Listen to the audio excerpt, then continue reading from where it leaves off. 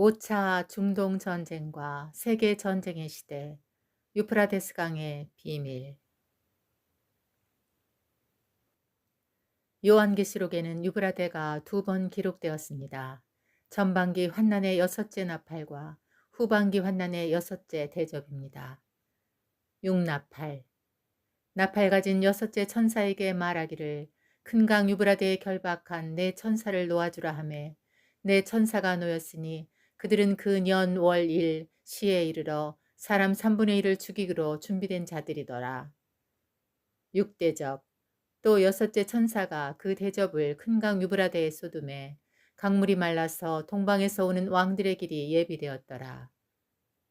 유브라데가 기록된 두 구절 모두 전쟁을 예고하는 내용입니다. 유브라데가 대체 무엇이길래 인류가 겪어야 할 두 전쟁을 상징하는 것일까요? 유브라데는 유프라테스 강입니다. 이곳은 인류의 최초 문명이 발생한 메소포타미아의 비옥한 초승달 지역입니다. 노아 방주의 기착지인 아라라트 산과 연결된 하류 지역입니다. 최초의 문명이 이곳에서 발생한 이유는 홍수에서 생존한 노아 후손들이 이곳에 정착하였기 때문입니다.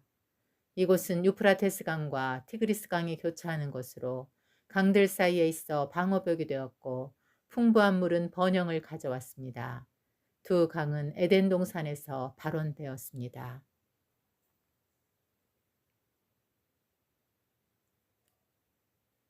세속의 역사에서도 최초의 문명 발상지로 수메르를 언급하는데 동일한 지역입니다. 홍수 전에는 이 지역에 대해서 특별히 언급한 적이 없습니다. 그러나 홍수 후에는 사람들의 생각이 달라졌습니다. 물에 대한 두려움과 경작을 위한 물의 필요성입니다. 사람들의 숫자가 증가하면서 그들은 이 두 가지 문제점을 극복하려고 시도했습니다. 홍수에 대한 두려움의 대책으로 바벨탑을 쌓았고 물이 필요한 경작의 생산량을 늘리기 위해 도시를 건설했습니다. 이것을 처음 시도한 자가 함의 후손 30개 민족 중에서 구스의 아들 니무롯입니다. 함의 자손에서 가나안과 시돈, 헷, 여부스, 아모리, 기르가스, 히위, 알가, 신 족속으로 퍼져나갔습니다. 니무롯의 어원은 불확실하지만 세상의 용사이며 용감한 사냥꾼으로 불린 것을 감안하면 그는 전쟁광, 반역자, 정복자, 대적자의 의미로 해석할 수 있습니다. 니무롯은 먼저 신할 땅에 4개의 도시 바벨, 에렉, 악갓, 갈레를 건설했습니다. 그리고 아수르로 나아가 추가로 4개의 도시 니느웨, 르호보딜, 갈라, 레센을 건설했습니다. 나아갔다는 말은 전쟁을 통해 정복했다는 의미로 볼 수 있습니다. 역사에 등장한 8명의 모든 짐승들은 모두 전쟁광입니다. 그런데 이 도시들 중에서 낯익은 단어를 발견합니다. 고대 메소포타미아 도시 중 하나인 바벨입니다. 바벨은 말이 섞인 것에 자간한 혼잡이라는 뜻이 있습니다. 고대 바벨은 후에 바벨론 제국으로 발전했고 계시록에서 음료 바벨론으로 계승되었습니다. 바벨론은 하나님을 대적하는 인본주의와 타락한 도시의 상징이 되었고 모든 우상들의 고향입니다.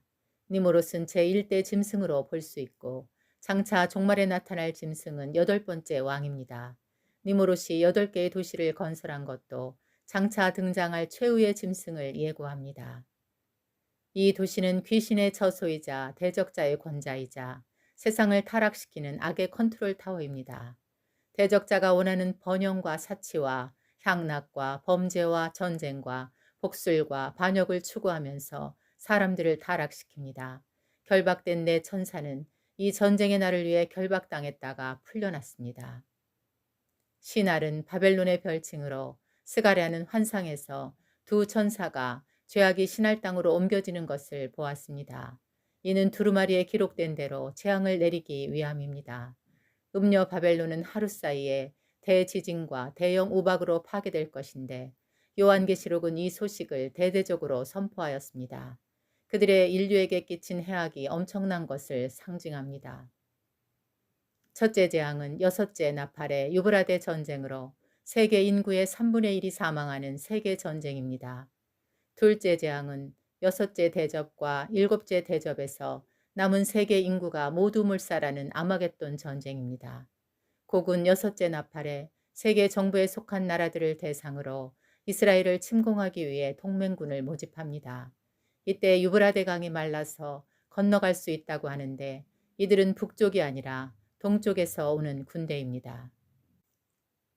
여섯째 나팔의 3차 세계전쟁은 세계 나라들이 두 진영으로 분리되어 전쟁을 예고합니다.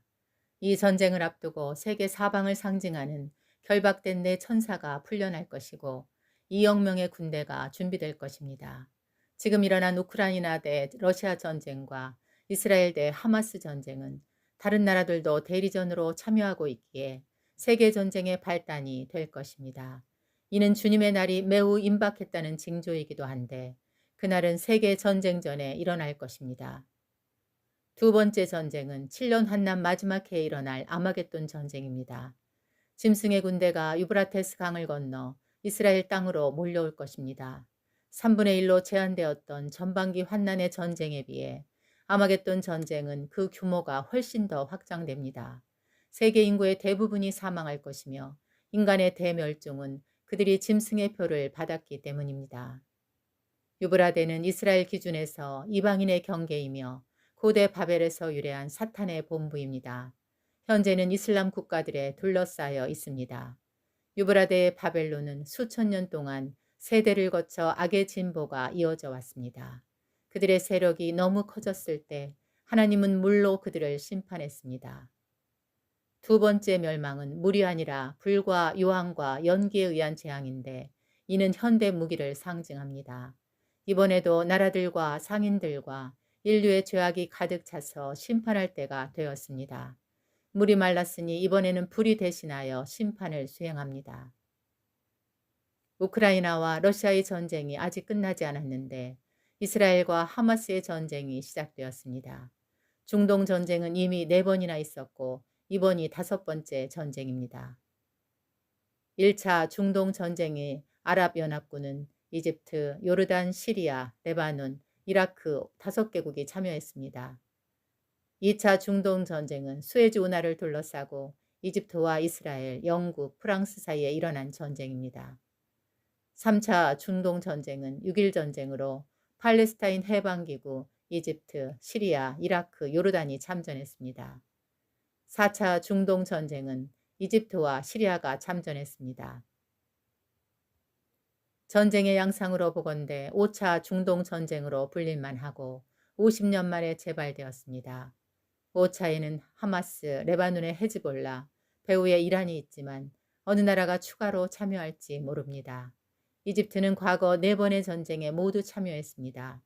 팔레스타인은 대부분 옆나라 요르단에서 이주해온 사람들이라 요르단의 참전 가능성을 예측하기도 하지만 웨스트뱅크는 하마스의 노선과 차별성을 보이고 있습니다.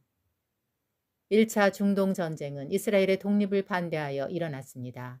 2차 중동 전쟁은 이집트가 수에즈 운하를 국유화하여 일어났습니다. 3차 중동 전쟁은 팔레스타인 해방기구가 무차별 테러 공격을 자행했고 동예루살렘을 수복했습니다.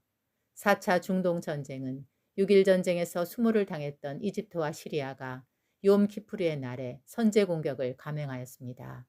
5차 중동 전쟁은 중동 국가들과 화해하는 분위기를 비판하고 성전산의 제3성전 건립 반대를 명분으로 테러 공격을 감행했습니다. 제3성전이 건립된다는 것은 그때까지 이스라엘이 독립국가로 존재한다고 예상할 수 있지만 그 대가로 이스라엘 땅을 분리시킬 가능성도 있습니다. 전쟁의 발단에 하나님의 시간표인 성전 건립 이슈가 있다는 것은 카이로스의 때를 표시합니다. 이스라엘은 지금 어두운 시간을 보내고 있고 세계도 전쟁의 시대로 진입했습니다. 5차 중동 전쟁의 관심사는 성경에서 예언한 3가지입니다. 1. 적그리스도가 언제 7년 언약을 가지고 등장할 것인가? 2. 2개의 전쟁은 세계 전쟁으로 확대될 것인가? 확전된다면 그 시기는 적그리스도의 출현 전인가 후인가? 3. 휴거 시점은 언제인가?